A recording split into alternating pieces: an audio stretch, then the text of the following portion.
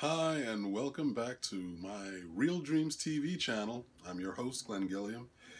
And I know it looks crazy, and it is. We're shooting from the bunker.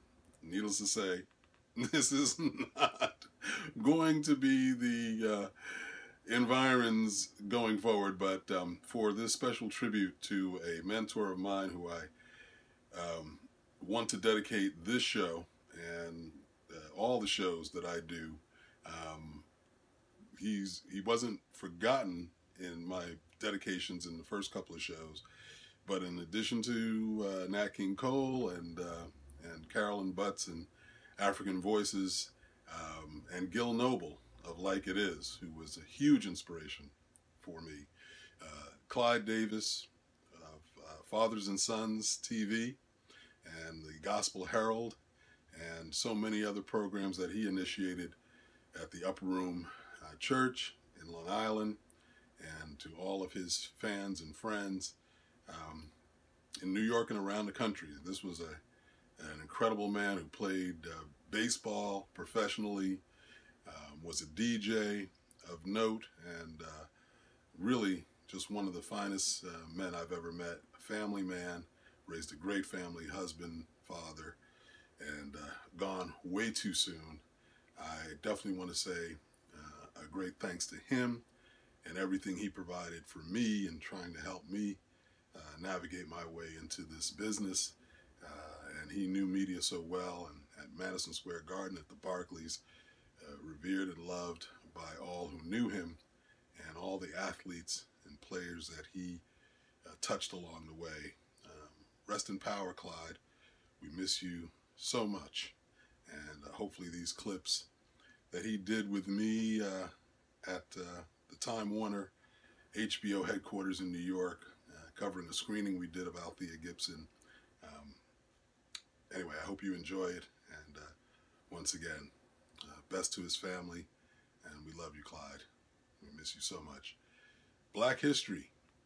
Know it, share it, make it. And we'll see you soon.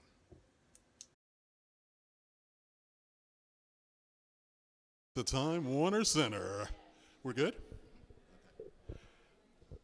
Hey, we are live here at Time Warner Center headquarters, and we're here for a really privileged screening tonight, a special occasion. We're here with one of the advocates and one of our sponsors. The main reason that we're having this screening tonight for Althea Gibson, the documentary, is my man, Daryl Williams. Daryl, it's so good to see you. We're expecting a lot of folks here tonight. We've got some dignitaries coming through. Yes. Mayor Dinkins is going to be here. John Amos, one of the executive producers.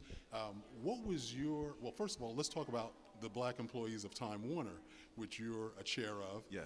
What is your goal? What are you guys trying to accomplish there?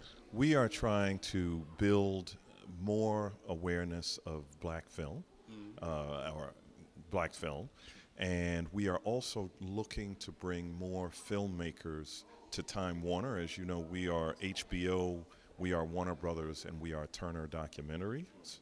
And the more content that we can bring to the organization, the better off we all be. The filmmakers themselves, the storytellers, the writers, and then ultimately our employees and our firm.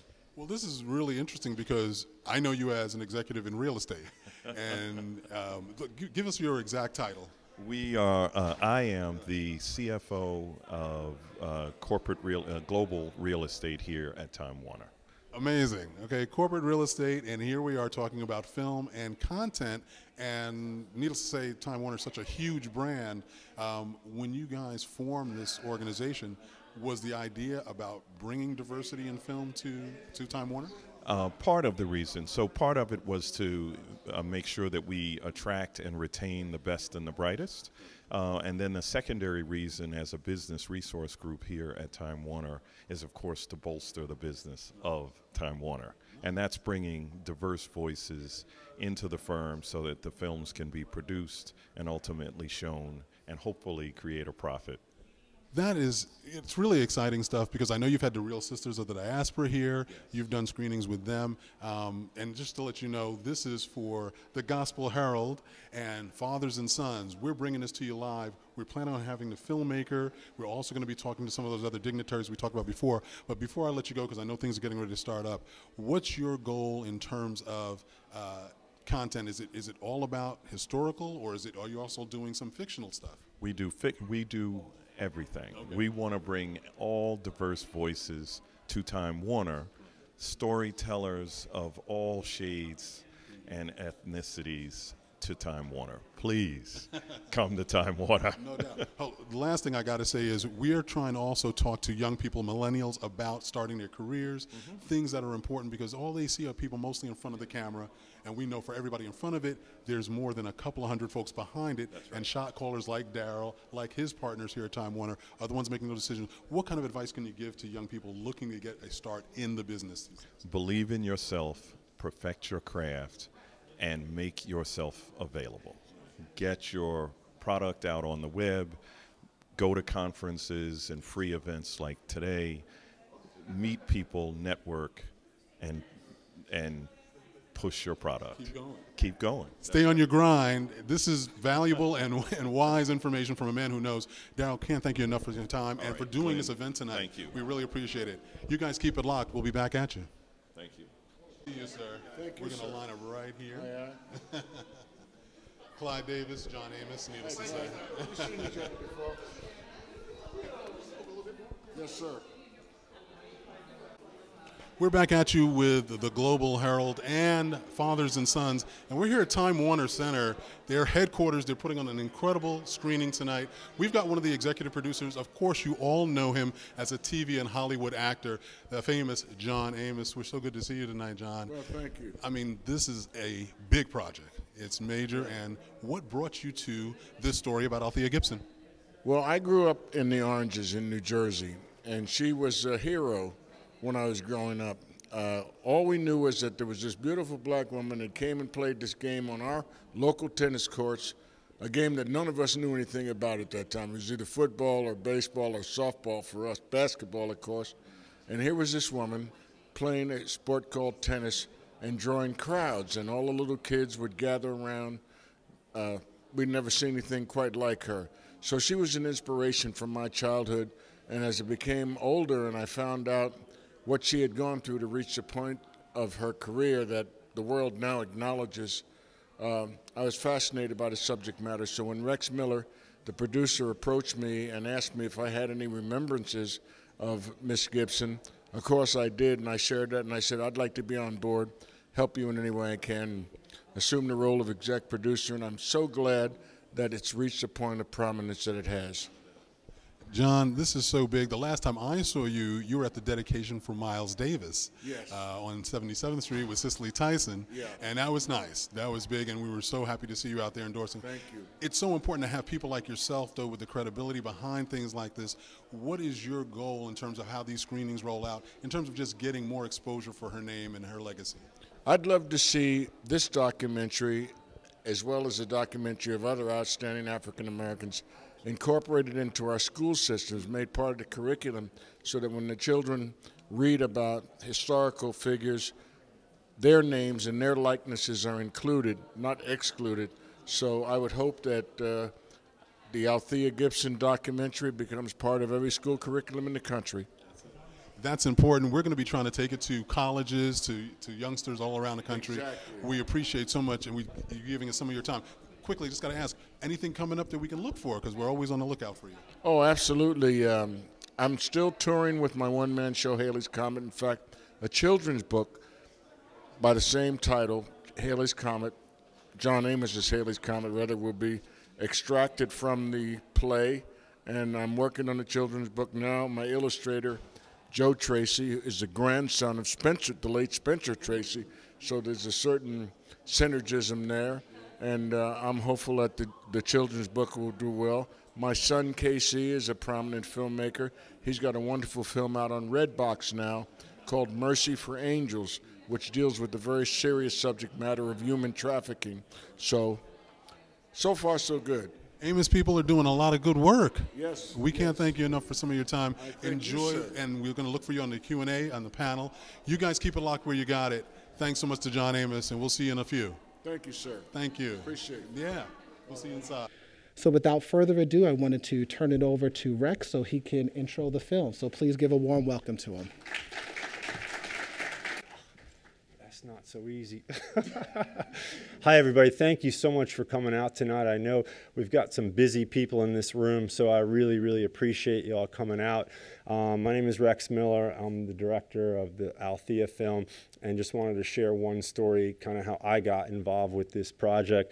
So I grew up not too far from here in Astoria, Queens, and went to school on the Upper West Side. And so I now live in Durham, North Carolina. I like to say I'm an escaped New Yorker. I'll always be a New Yorker, but now I have a porch.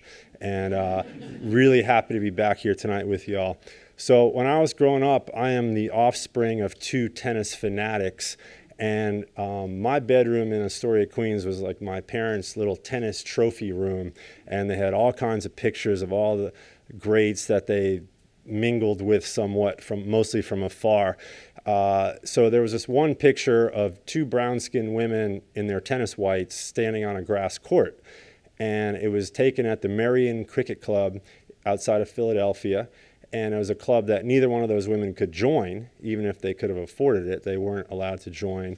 And one of the women in that picture was Althea Gibson, and the other was my mother, Millicent Miller, who was born and raised in Jamaica and learned to play tennis pretty much in her backyard. And she was basically a good local player. Now, a friend of mine who's a really good player has this expression of a first-round loser is like a bunny.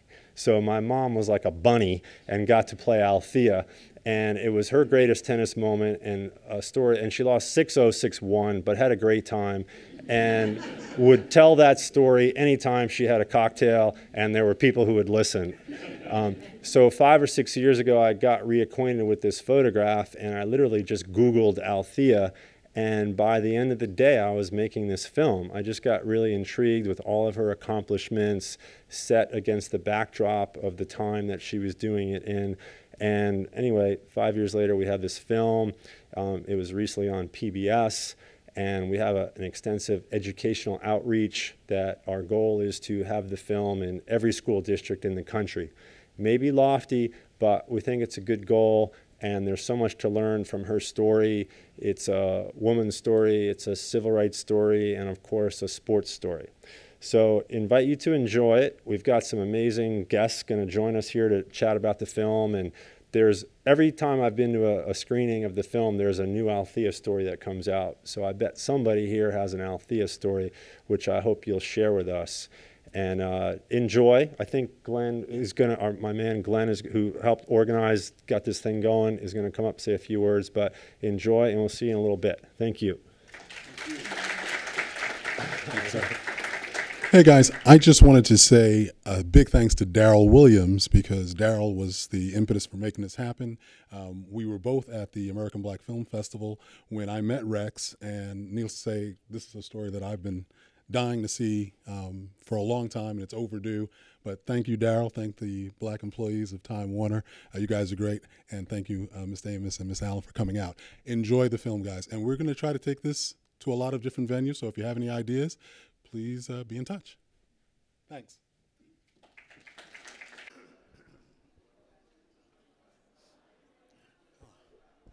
We're here at Time Warner Central headquarters. We just witnessed a beautiful documentary on Althea Gibson, Rex Miller's film, that won at the ABFF this year at the film festival. And we have one of the main people that were involved. Needless to say, he's been really the godfather of tennis in New York for so long. And you all know him as the Honorable Mayor David N. Dinkins. David, it's so good to see you. Thank you. And he's a frat brother, Alphas. Just had to mention that. Beta chapter 1947. I go back. I know, I know that's right. This is such a critical event when we have an opportunity to show this documentary. I know you were part of it at the Schomburg Theater earlier this year, leading into the U.S. Open.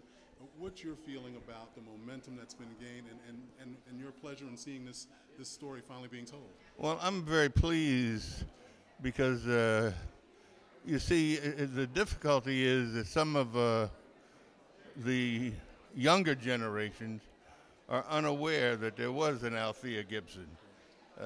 Most of them have heard of Arthur Ashe, but I can tell you that when Althea was coming along and winning major tournaments, but couldn't go in the white country clubs and places where tennis was played. I was a Marine Corps veteran and went to school in Washington, and we couldn't shop on F Street or go to the movies downtown after the war. So folks need to know what it was like then. And every year at Dr. King's birthday, the question is asked, has his dream been realized? And the answer is no, not yet. Things are not what they need to be, but thank God they're not what they used to be. That's so great. Mayor Dinkins, thank you so much for giving us a little bit of your time. You're very welcome. And we're looking forward to talking to you again as we expand the exposure for this film. And thank you for contributing to it and all that you've done.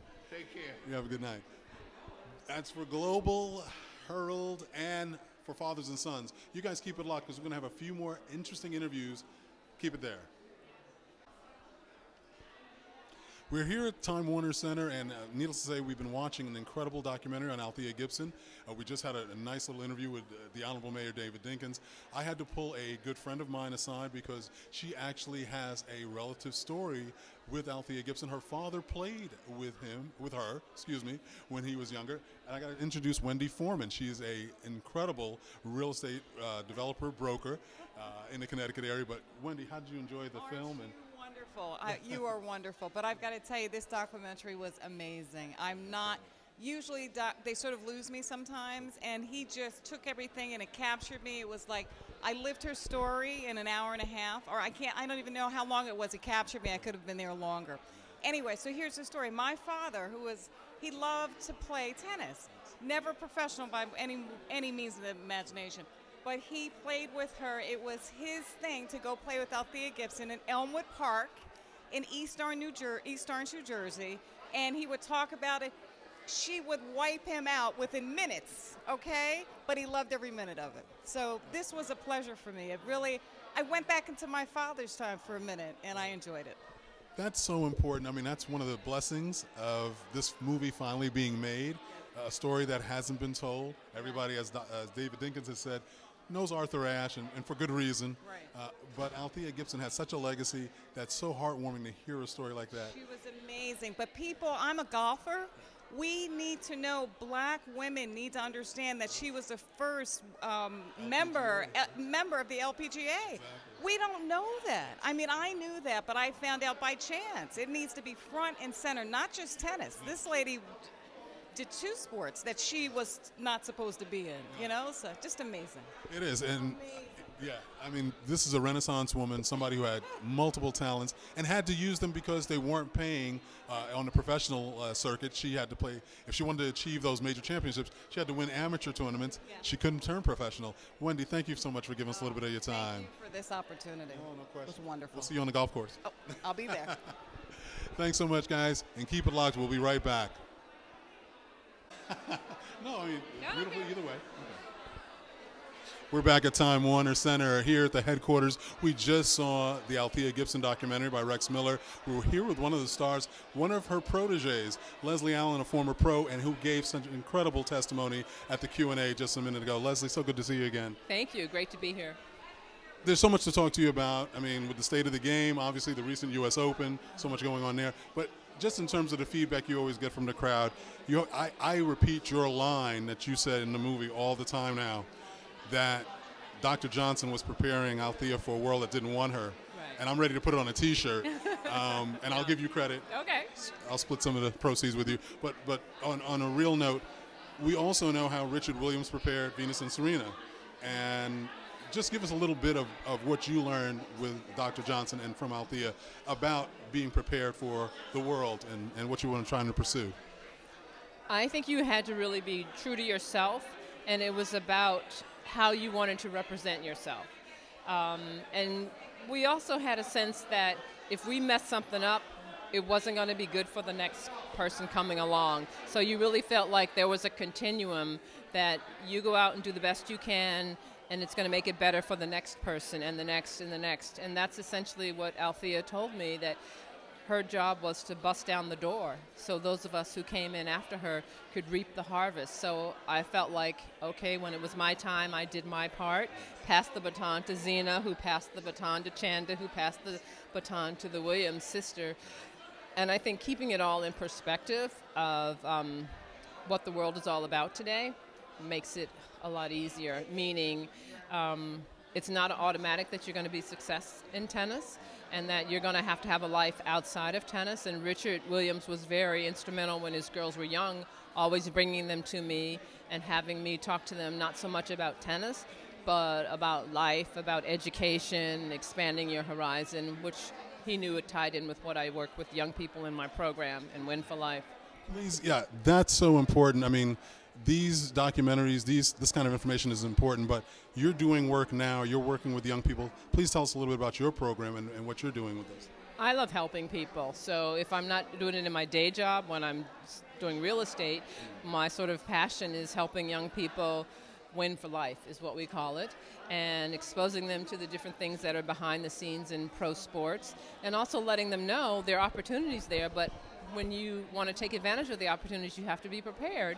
You have to know how to speak well and dress appropriately and act accordingly. And if you can do it, you can win for life. If not, you're going to have a little more difficulty. Well, I mean, you're such a fine example. It's so important to have those linchpins from the past to the present. What do you think the possibilities are in terms of where the game is going?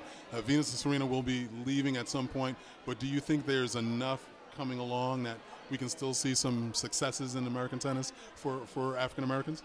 Well, I mean, when you think of all of the people in the world that have children and have siblings, and the fact that one person could have siblings that become number one in the world, that in and of itself is an amazing feat, because not for nothing, a lot of people have tried it, but it hasn't happened. So will we see a duo like Venus and Serena again? Probably not as siblings. Will there be a great American champion or a great African American champion? It's possible, but each year I think it gets more and more difficult because there's just more and more competition. Sure. Well, Bill Rhoden, I thought, was very poignant in an article, and he called out the USTA. He had some tough words about the legacy that they haven't been able to fulfill, considering that Arthur Ashe started this 40 years plus ago. Has the USTA done enough in terms of seeking out that talent in the inner cities, in communities of color? Well, I don't even think it's a matter of seeking out the talent in inner city or people of color. Just when you sort of look at the track record of American performance, once we got past the golden year of Agassi, Blake, Courier, Chang, it's kind of like Roddick and then who? You know, say Venus and Serena, who would it be? So there's a gentleman, Martin Blackman, who is now head of high performance tennis, and he has a lot of ideas about developing systems that will really work and develop the entire player. And I think we will be seeing more success with players coming along. I sure hope so. We sure hope so. Thank you so much for giving us your time. You're quite welcome. We took a little food out of her hand so she could do this interview. Leslie, you're a great champion. Right. We're so happy to have you. And tell us again, Win for Life, is that winforlife.com? It's actually leslieallen.net, but it's WIN, the letter 4 in life. Yeah. You guys check that out. You want some more words of wisdom. You want to get to, really explore your championship ways, fulfill your life's ambitions. Find out where Leslie Allen's at and get some of that important wisdom. Thanks again, Leslie. You're welcome. We'll talk to you again soon. Absolutely. We appreciate it. All right. You guys keep it locked on Gospel Herald. We'll see you again soon. Thanks. We're back at Time Warner's headquarters here in Midtown Manhattan. We just had a chance to view an incredible documentary on Althea Gibson, Rex Miller's film. We have one of the people that I asked to come in attendance tonight because not only is he an incredible supporter of the game of tennis, he has a beautiful daughter who's playing the game and having a lot of success with it. This is Steve Goldberg. He's the creative director over at Hudson Group over in New Jersey. Steve, good to see you tonight. And did you enjoy the film? I loved it. Thanks for having me, by the way. I loved it. I thought it was very inspirational. There were moments that almost brought me to tears. I think it really moved the audience, and the panel discussion afterwards was excellent. This is such an important documentary, information-wise, educationally, in terms of your own daughter's experiences and what you've experienced as a tennis parent. Can you give her some information, or can you take something from this? You know, what I took away from it was the fact that, you know, the documentary said it all. People don't think of Althea. I was just at Arthur Ashe's Kids Day maybe a month ago, and they celebrated Arthur, showed a small film of all his accomplishments, and nothing about Althea. You know, and again, I don't know if they even have anything at the stadium that says anything about Althea except for the placard on the wall. So I think, you know, I think this film will bring some attention to her. I think that, you know, the kids that are coming up that play the game, or even, you know, just kids in school that can learn about her and learn that it's not just Venus and Serena, that, you know, or even Katrina. There was Althea before that, you know. So I think that will, you know, what she had to go through and how she integrated two sports will kind of motivate them. That's so important because, and one of the great things in what you said was, Althea is going to be the subject matter for National Arthur Ashe Essay Contest for next year's U.S. Open. So she will be getting a lot more attention, and that's one of the reasons we're hoping to have more of these screenings at various venues and schools around the country. Steve, I know that you are looking to help your daughter move along in her career. But in terms of your own career, we're trying to talk to some young people about how to get themselves into the mainstream, produce a real career that they can rely on and build a family around. What's your advice for young people today in terms of getting started in their own career? I think, you know, what's great is just being a good listener. You know, learning from folks out there that are trying to teach you. You know, be cognizant of the people that are actually looking out for you and trying to teach you.